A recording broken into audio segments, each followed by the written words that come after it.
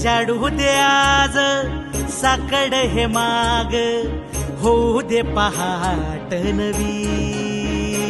आता होऊन जाऊ दे साऱ्या जगाला पाहू दे, पडू दे पाऊल सही काट पाया खाली आपल्याला येऊ दे, पडू दे पाऊल.